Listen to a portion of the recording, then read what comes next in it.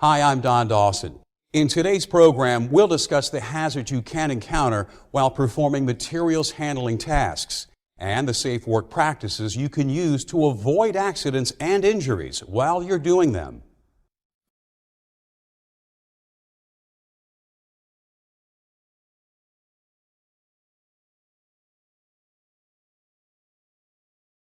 A busy day in the warehouse means materials in motion, objects of all shapes and sizes being loaded, unloaded, stacked, stored, moved, and moved again. Materials handling is how the things that people need get to where they're needed, on time and intact. It's what keeps business and industry going strong. But these activities can be dangerous. Thousands of workers are killed and injured performing materials handling tasks every year.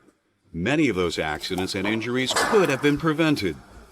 In this program, we'll take a closer look at materials handling, discuss the hazards it can involve, and examine the safe work practices that can help you to avoid them.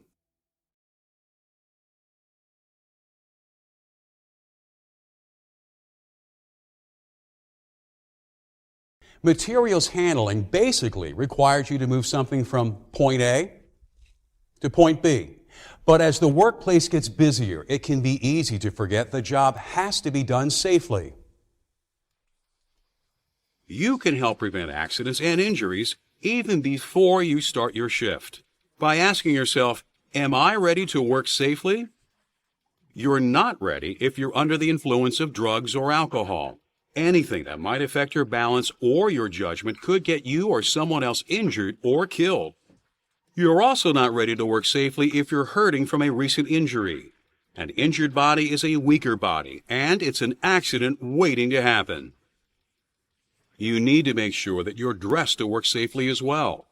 Putting on appropriate personal protective equipment is easy, and it's an effective way to avoid injuries. At a minimum, you should wear gloves and work boots with non-slip soles and steel toes. Other types of PPE might also be required, depending on the tasks you perform.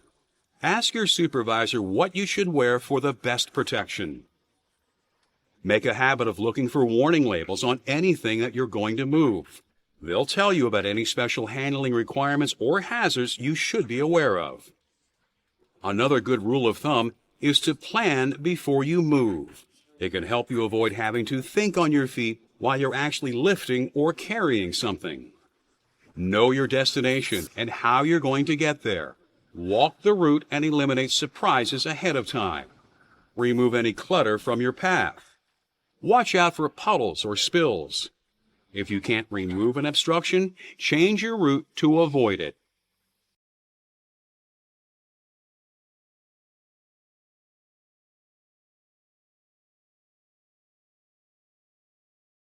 Materials handling tasks can be physically demanding. To avoid hurting yourself, you need to understand your body's capabilities and limitations. Ergonomics looks at how you can get a job done easily and efficiently without any injuries.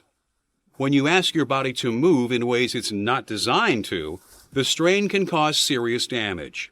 So you should avoid working with your body in unnatural or extreme positions, such as leaning to the side while pushing a box onto a stack, turning at the waist and reaching back to grab a heavy tool, or bending forward to lift something. Anytime you feel like you're forcing yourself into a stressful position, stop. Then think about how you can get the task done without straining yourself. For instance, you could shift your position so you can push that box without leaning. Move your feet so you can grab that tool without turning. And slide that object towards you before you lift it. You should always be careful of overexertion as well. Another way you can hurt yourself is by trying to do too much. Whether you're pulling or pushing, lifting or working with tools, the more force you have to use, the easier it is for things to get out of control. It can happen when you try to lift something that's too heavy for you, or force a tool to do a job it's not designed for. If you feel yourself straining, stop. Rethink what you're doing. You have access to tools, equipment, and co-workers who can help you get the job done without having to pretend that you're Hercules. Repetitive motion is another dangerous type of movement. An employee who works at a conveyor belt might make the same lifting, turning, stepping, and lowering motions hundreds of times a day. The human body wasn't meant to take that kind of stress. Even small, repetitive motions can cause damage. You can avoid this by alternating tasks that use different types of movements. Talk to your supervisor to find out more.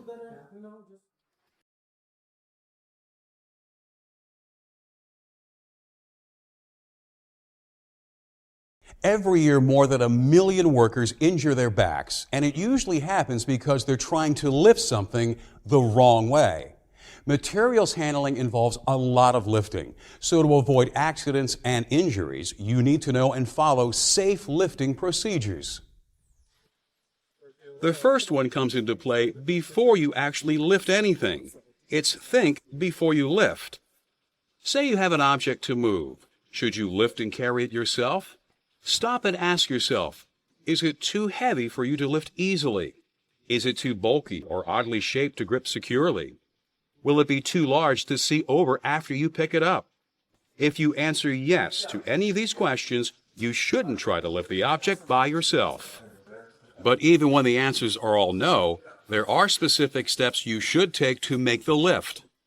Stand close to the object with your feet about shoulders width apart. Lower yourself to grasp the object by bending your knees. Do not bend at the waist. Keep your back straight. Get a firm grip. Hold the object close to your body. Lift the load with your leg muscles by straightening your knees. It's especially important to keep your back straight when you lift. This prevents putting too much strain on your spine. Once you've lifted an object correctly, it's time to carry it to its destination. Keep your back straight, holding the load close to you. Proceed carefully with your head up and your eyes on the road. Remember, twisting is bad ergonomics, so if you have to change direction while you're carrying something, don't twist at the waist. Walk through the turn instead by moving your feet. When it's time to put the load down, do what you did when you lifted it, but in reverse. Keep your back straight, bend at the knees, use your leg muscles. If an object is too heavy to carry alone, one option is to ask a coworker to help you with it. Performing a safe team lift uses the same ergonomic principles that we just covered, plus teamwork. To maintain control of the load, you and your helper need to coordinate your actions. The best way is to agree beforehand which of you will call the shots, so that you both lift, carry, and unload together.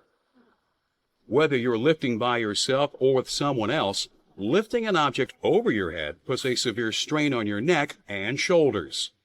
Instead, to reach the height you need, use a step stool, ladder, or platform to raise yourself first, so you won't have to lift the object any higher than your chest.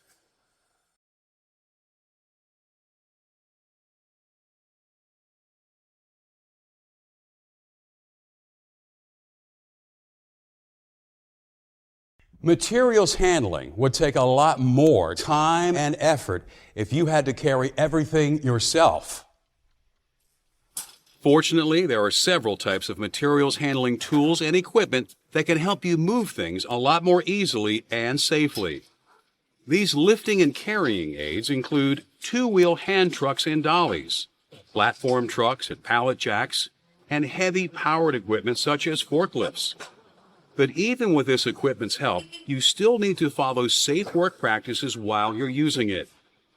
Begin by thoroughly inspecting the equipment before every use. Look for damage and worn or missing parts. For powered equipment, use the inspection checklist provided by the manufacturer or your employer. If you find problems and can't repair them, take the equipment out of service and report it to your supervisor. Never use damaged equipment. Two-wheeled hand trucks and dollies work on the lever and fulcrum principle. They give you good lifting power and control, but you need to pay careful attention to how you load them. To prevent materials from falling off and being damaged or causing injuries, position the load tight against the back of the truck. Stack smaller, lighter objects on top of the larger, heavier ones, and don't stack things any higher than the truck's backrest. Even with a dolly, you can hurt yourself trying to move too much weight, so don't overload it. Watch out for oddly shaped or unbalanced objects that could destabilize the load too. Some equipment comes with straps to keep things secure. If yours has them, use them. Maintaining control of a loaded dolly or hand truck can be challenging. To tip one back safely, stand behind the truck. Hold the top of the load with one hand. Rest one foot on the axle. Use your other hand to gently tilt the truck back. Balance the weight of the load over the wheels. To move off, grip the handholds firmly with both hands and push. Pulling a hand truck or dolly is bad ergonomics and stresses both your arms and shoulders. When you arrive at your destination, you can make a controlled landing the same way you did when you tipped it back.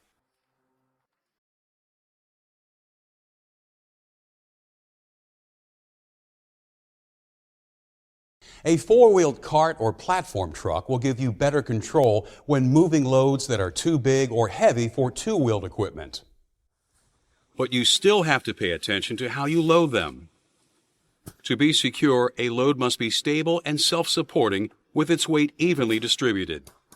When possible, stack items so that they interlock, or wrap the material so they won't come loose when you move off. Just like two-wheeled dollies, you should move four-wheeled equipment by pushing from behind. Use caution while the cart is in motion. It's large and heavily loaded, so it will be hard to stop. Be careful to avoid pedestrians, as well as other equipment and materials. Park carts and trucks in their designated storage areas when you're done. Leaving equipment where people don't expect it can cause accidents and injuries. When materials are stacked on pallets, you can use a pallet jack or truck to move them, but you'll want to keep a couple of things in mind when you do. First, make sure the wheels are resting on the ground before you raise the forks. If the wheels are resting on one of the pallet slats, trying to raise it will tear the pallet apart. Pallet jacks can also be an exception to the push-loaded equipment from behind rule. The wheels that steer the pallet jack are located at the rear. This can make it tricky to control the equipment when you push it.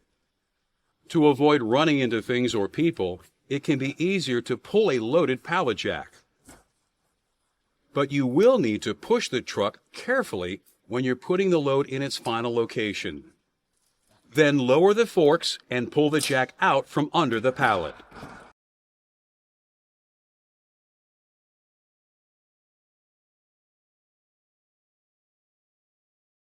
Some loads are so heavy and bulky that you'll need a forklift to move them.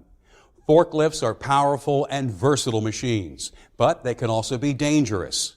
Following safe work practices will go a long way toward preventing accidents and injuries for both their drivers and pedestrians. When you're operating a forklift, follow the basics. Always wear your seatbelt. Once you're moving, keep your hands inside the vehicle. Maintain a safe speed. And drive to the right of traffic and pedestrians. Pick up your load by pushing the forks all the way into the pallet. Drive with your forks low, 4 to 6 inches above the floor. Remember that any load can make a forklift unstable, so tilt the mast back and keep your speed down. Make sure you can always see clearly in the direction you're going. If the load you're carrying obstructs the view forward, operate the truck in reverse, looking over your shoulder. Always watch for pedestrians. Make sure they know you're coming.